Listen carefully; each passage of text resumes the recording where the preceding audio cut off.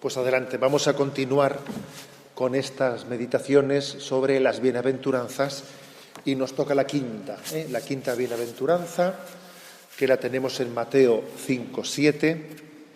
Bienaventurados los misericordiosos, porque ellos alcanzarán misericordia.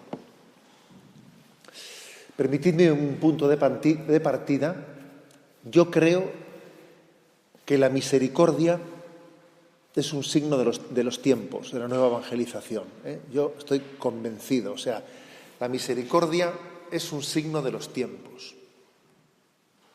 Es una estrella, es un signo. Es un signo que marca la evangelización. También es verdad que además esto todavía se subraya un poco más, pues por el hecho de que ha sido impulsado especialmente en el siglo XX por Santa Faustina Kowalska, la devoción de la Divina Misericordia. Acordaros de que Juan Pablo II, ¿no? San Juan Pablo II habló de que su pontificado había sido marcado por la misericordia, por la Divina Misericordia. Y además, ese subrayado del siglo XX, que desde luego ciertamente creo que tiene motivo de ser subrayado, pues ya viene a conectar pues con lo que fue la devoción del corazón de Jesús manifestada a través de Santa Margarita María de Alacoque. El abismo de la misericordia de Dios reflejado en el corazón de Cristo. Jesús misericordioso, ten compasión de mí. Jesús manso y humilde de corazón, dame un corazón semejante al tuyo. El Evangelio es Jesús misericordioso, que nos invita a ser misericordiosos, como Él lo ha sido con nosotros. Es como si Jesús nos invita a compartir esta bienaventuranza. Tú eres hijo de misericordia y estás llamado a ser hermano y padre de misericordia. Hijo de, y padre de, y hermano de, ¿sabes? Es curioso que el carisma de San Juan Pablo II y el carisma del Papa Francisco se centran en gran medida en este signo, en el signo de la misericordia. En el caso de Juan Pablo II fue especialmente Dives in Misericordia, que inspiró su pontificado, la institución de la solemnidad litúrgica de la Divina Misericordia y la Dominica in Albis. Y en el caso del Papa Francisco, yo creo que en él cada uno tiene su carisma, ¿no? Se suele decir que de los tres últimos pontificados, cada uno ha subrayado quizás una virtud teologal de una manera especial. Yo creo que Juan Pablo II subrayó la virtud teologal de la esperanza, que Benedicto XVI subrayó la virtud teologal de la fe, y que el Papa Francisco subraya la virtud teologal de la caridad de una manera muy especial, y además una caridad práctica, una caridad que se traduce en lo concreto, en lo pequeño. Acordaros que ahora, según tomábamos el café, hemos estado hablando de las duchas de los pobres en la plaza de San Pedro, el Vaticano. O sea, es una caridad que se traduce en lo concreto, ¿no? Que se encarna en el día a día de nuestra vida. Pero creo que existe un signo común, un convencimiento compartido, ¿no? Que es el signo de la misericordia. ¿Qué clase de misericordia? No hay que confundir ciertamente la misericordia a la que se refiere esta bienaventuranza con cualquier compasión. Es verdad que la palabra compasión, decía, ayer tuvimos un encuentro de los obispos pues en Vitoria, preparatorio de la próxima carta pastoral, etcétera, y nos decía don Juan Antonio Aznárez, que, como sabéis, es buen escriturista.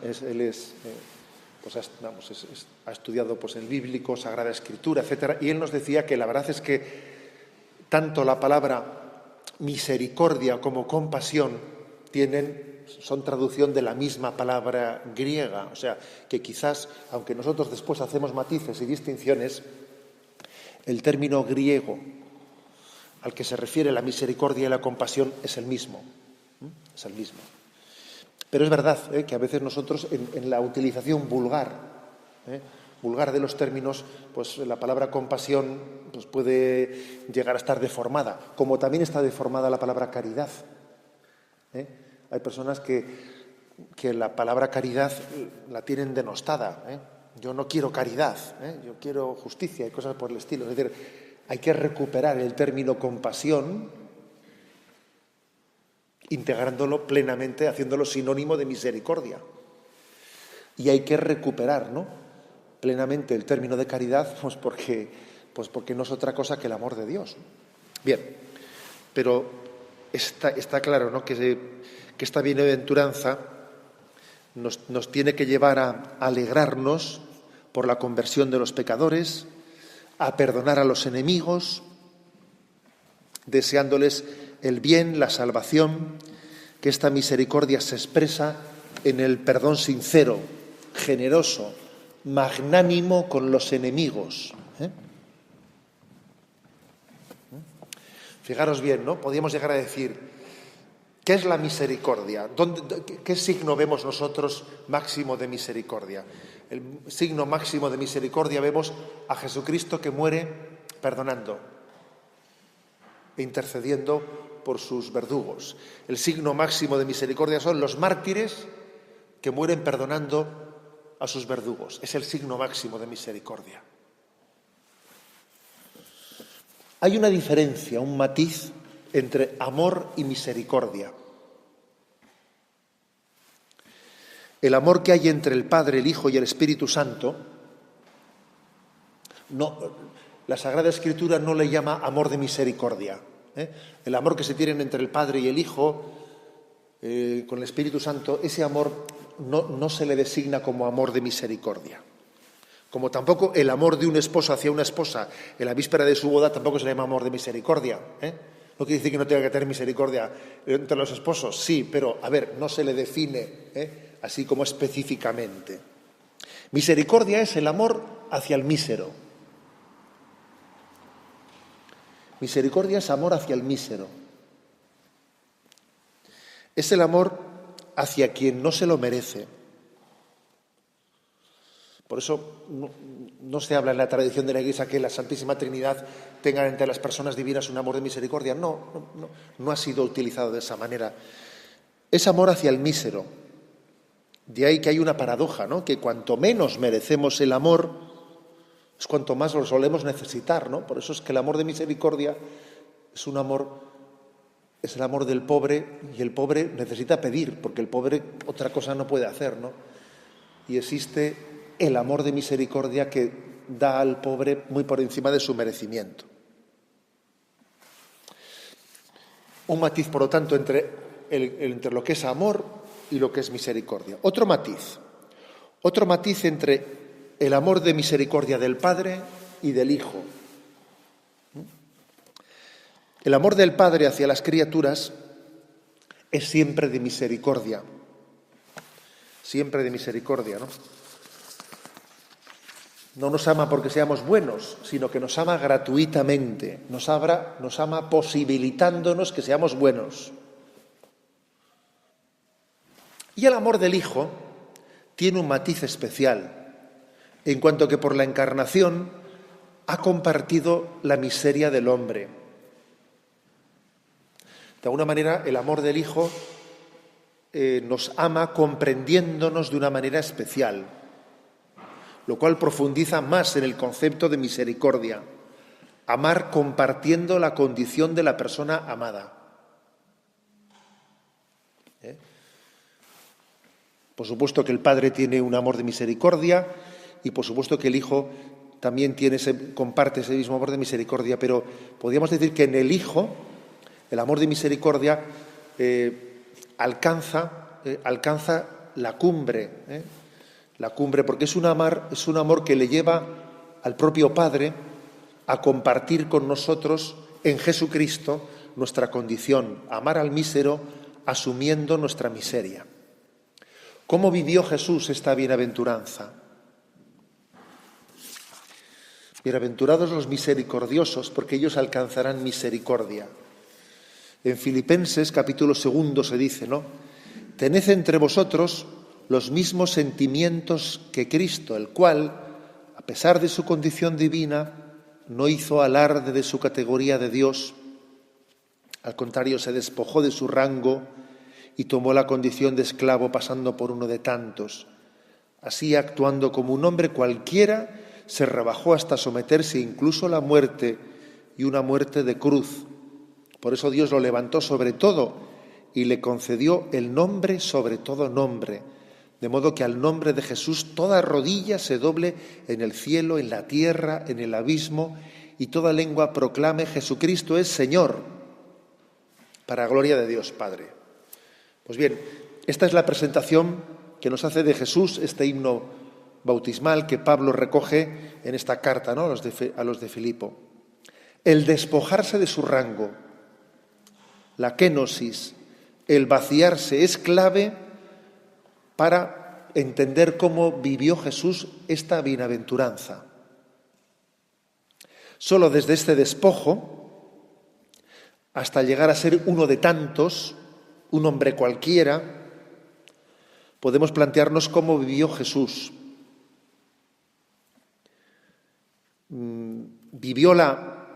Asumió la miseria para poder ser misericordioso. Es verdad que el Padre era plenamente misericordioso, ¿no?, antes de la encarnación.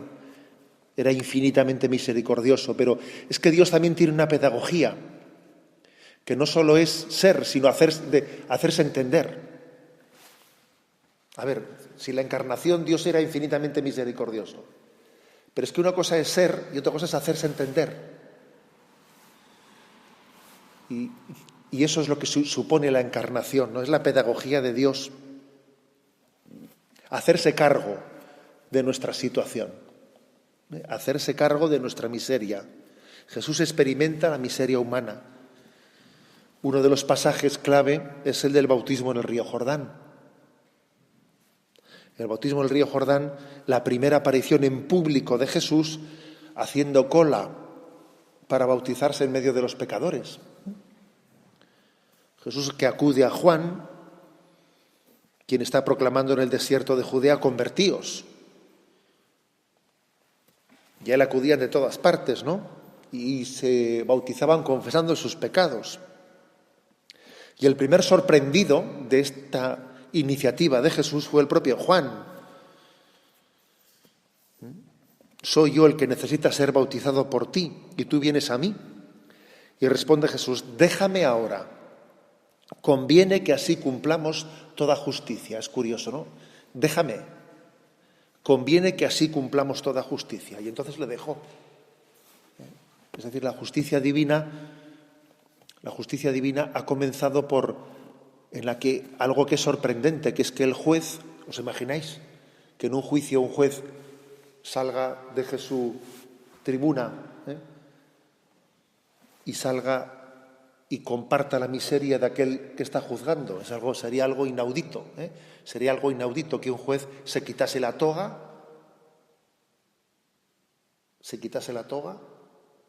y, sin dejar de ser juez,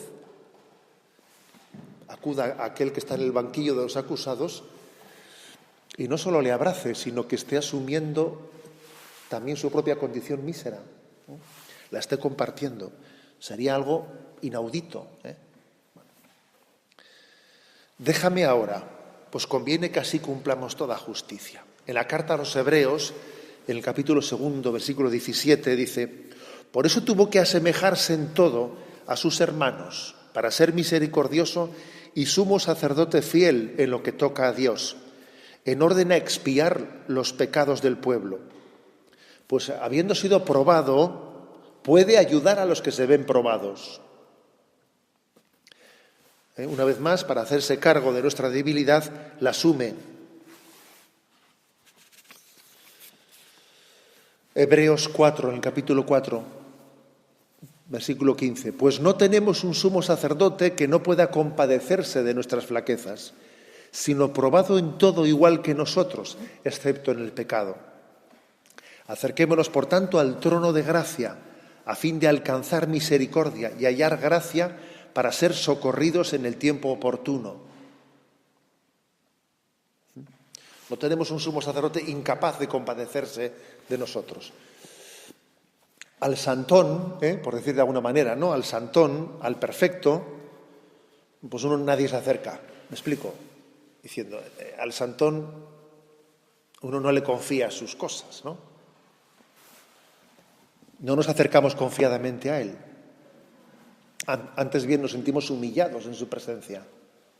Pero a Jesús podemos acercarnos porque sabe de humillaciones y de pruebas. Y es impresionante que el Santo de Dios haya querido mostrarse manchado, manchado para que no tengamos miedo, ¿sabes? Para que no tengamos miedo de él. Bueno, este quizás es lo característico, ¿no? La misericordia es el amor al mísero, hasta el punto de que el Santo de Dios, sin haber en ningún momento, ¿no?, perdido su santidad, se haya dejado manchar. Pues muchas veces decían, pero ¿cómo es posible que coma con pecadores y esté entre prostitutas? Pero no se da cuenta que eso le tiene que salpicar de alguna manera en su fama, etcétera, etcétera, ¿no?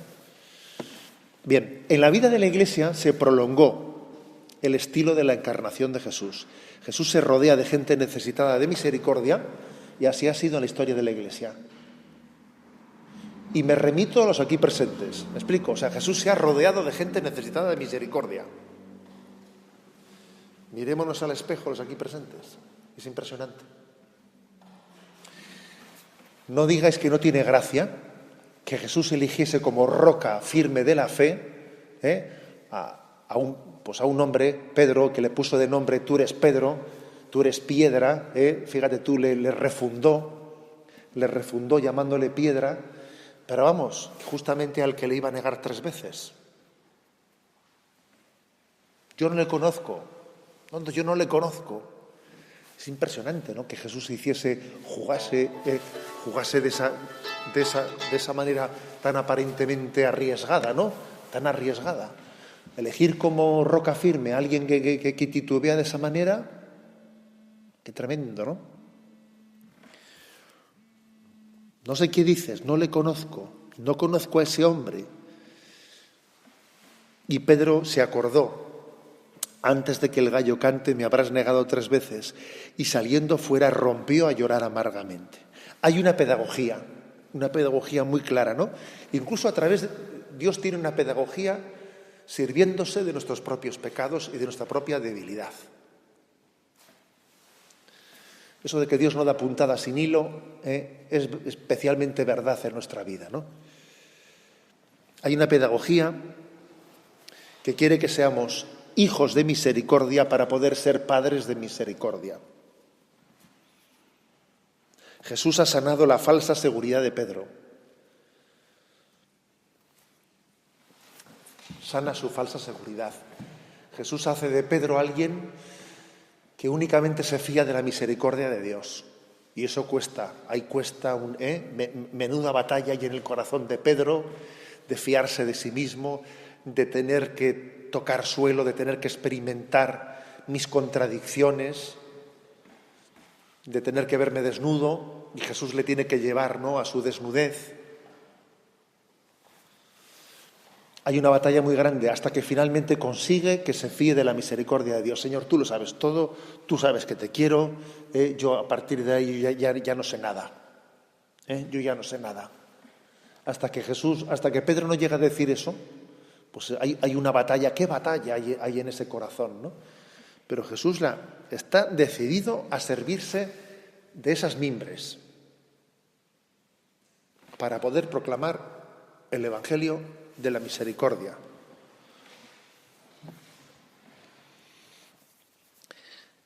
La respuesta de Pedro es la escena en la que finalmente pues él se deja, como he dicho, guiar por el amor de Cristo inmerecido.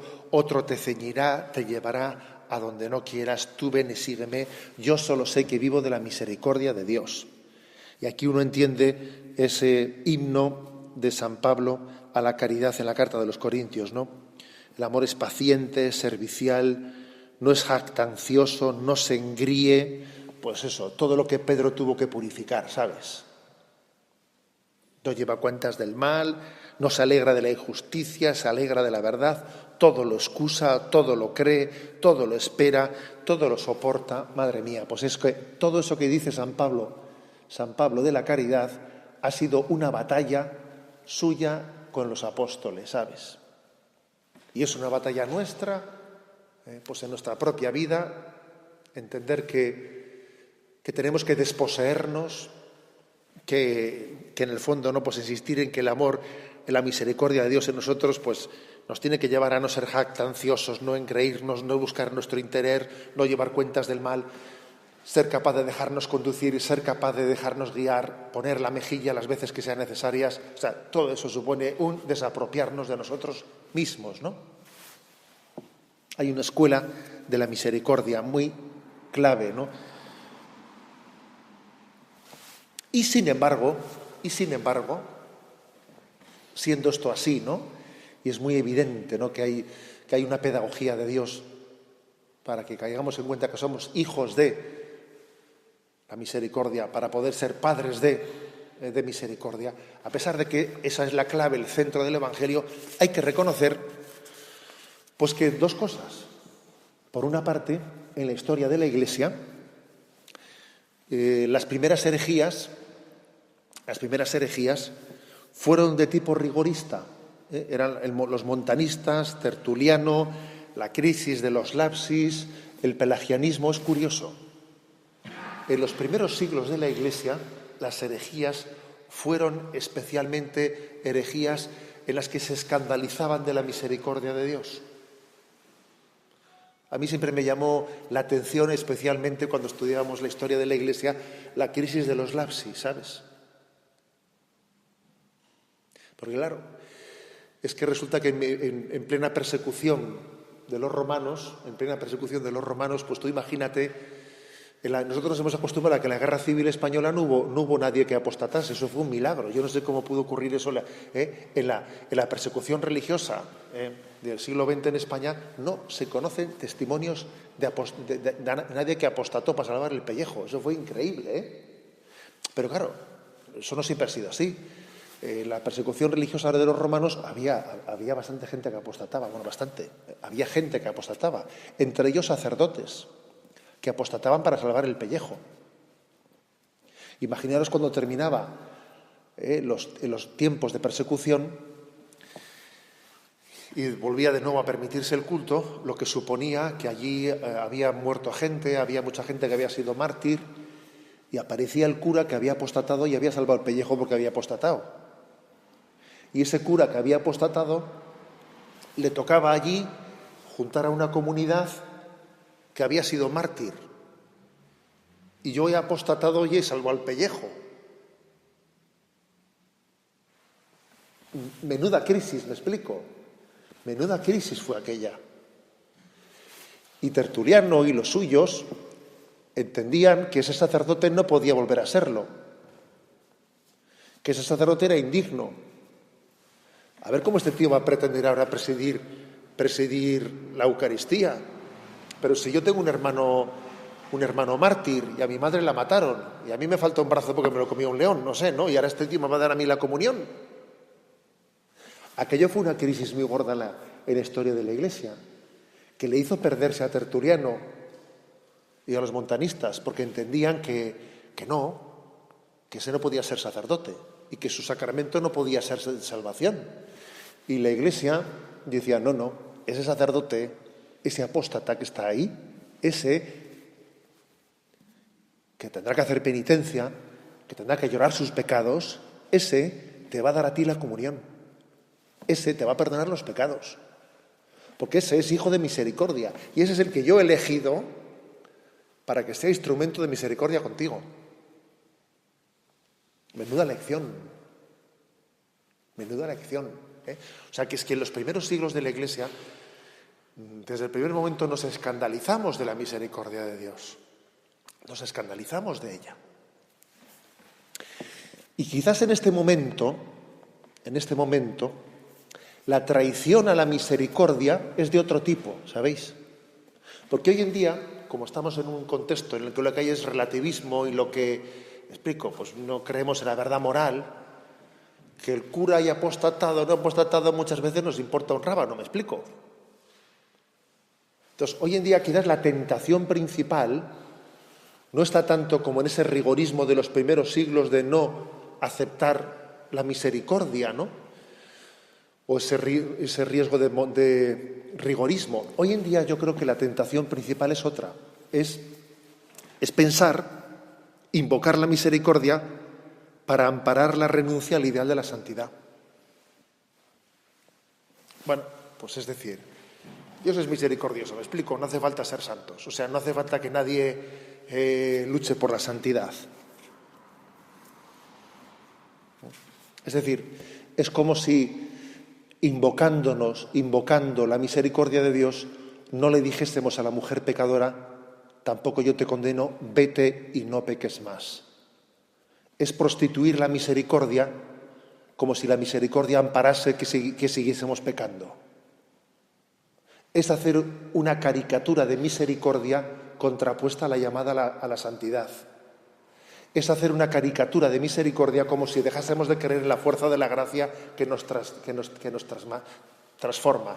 Es que la misericordia de Dios consiste en que me da su gracia para que, siendo yo un profundo pecador, pueda cambiar.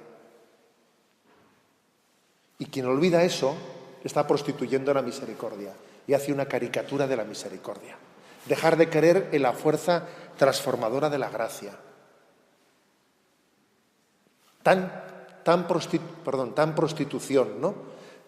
O tan deformación de la misericordia es el rigorismo montanista, que no cree que Dios puede elegir pecadores para hacer los instrumentos de gracia, como este momento de relativismo en el que en este momento no creo que la misericordia suponga mi santificación. En el fondo es una visión de la misericordia que es un poco, si me permitís la expresión, es un poco el concepto luterano de justificación. Que el concepto luterano de justificación consistía en que Dios tapa tu pecado. Dios lo tapa, pero Dios no te hace santo, ¿sabes? Lutero utiliza una imagen que es gráfica donde las haya. Yo la utilizo muchas veces en Radio María para visualizarlo. Lutero dice, imagínate un campo en el que hay un montón de estiércol en medio del campo, ¿no? Imagínate que cae una nevada y todo el campo está preciosamente blanco de nieve y ahí hay un montículo de nieve. Nadie diría que debajo de ese montículo de nieve hay estiércol. Dice, así es la misericordia de Dios. Dios nos tapa con su misericordia y con su manto, de manera que el estiércol ni se ve. No se sabe abajo si está el estiércol o está tal. La verdad es que es una imagen esa de Lutero muy, yo diría que es una tentación, esa imagen. Es una tentación para nosotros el pensar que la misericordia consiste en que Dios te tape sin necesidad de que te transforme, ¿no? Pero en el fondo es no creer en la misericordia de Dios. No creer en la misericordia. La misericordia no consiste en que Dios no me impute algo. La misericordia consiste en que Dios me haga santo, en que Dios me transforme.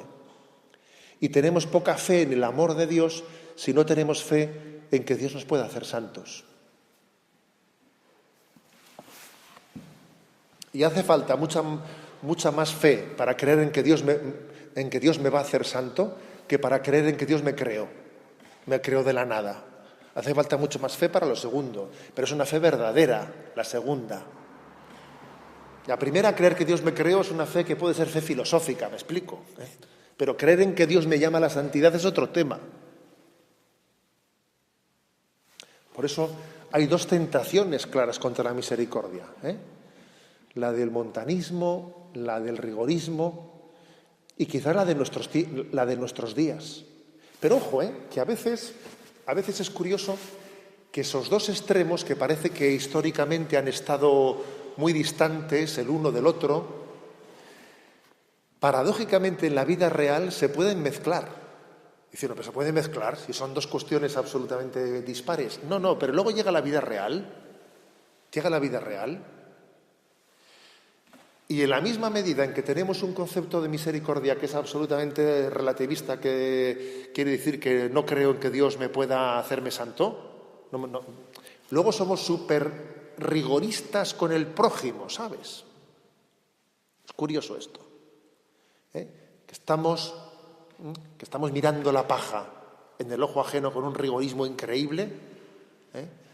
Cuando nosotros en el fondo no tenemos no tenemos la fe que tenemos que tener y la esperanza de que Dios nos vaya a transformar, y estamos exigiendo al prójimo algo que es increíble que se lo exijamos. O sea, que es que el rigorismo y el laxismo se pueden llegar a dar en nosotros al mismo tiempo. Bueno, en definitiva,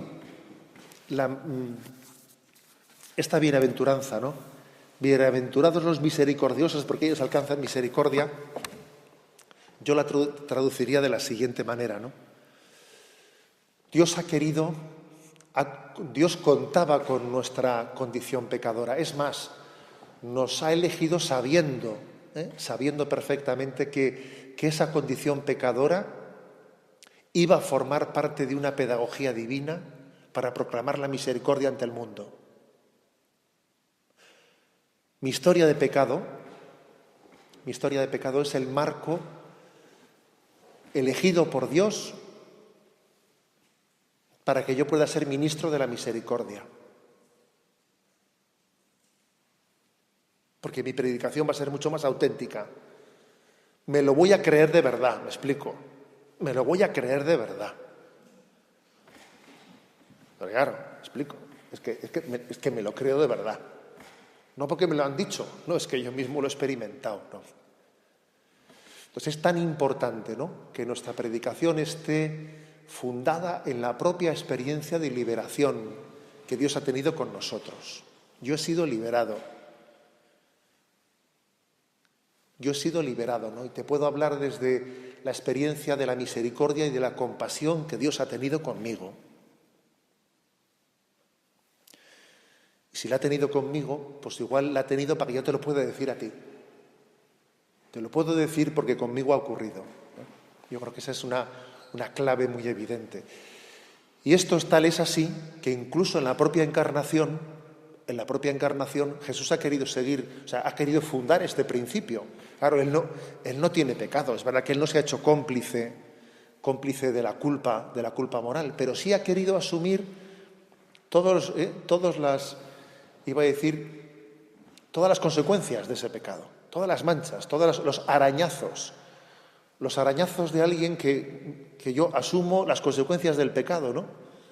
Para que nosotros podamos ver también que Él nos comprende, que Él nos entiende, que Él habla también de una experiencia que Él también ha experimentado, ¿no? Jesús pidió misericordia. Jesús oró pidiendo misericordia, oró al Padre. Padre, si es posible que pase de mí este cáliz. O sea, Jesús, sí, Él pidió misericordia, ¿eh? Él sabe lo que es pedir misericordia. Por eso posiblemente, ¿no?, decía al principio que estamos ante una bienaventuranza que toca el corazón del Evangelio. Es un signo de este momento, de este tiempo de la evangelización, porque toca el corazón del Evangelio. Os invito, pues, ¿no?, que hagamos este rato de oración, pues repitiendo la oración de decir: Señor, misericordia, Señor, misericordia, que seamos mendigos de misericordia. La verdad es que es una manera muy hermosa, ¿no?, de poder hacer la oración, es convertirnos en mendigos de misericordia.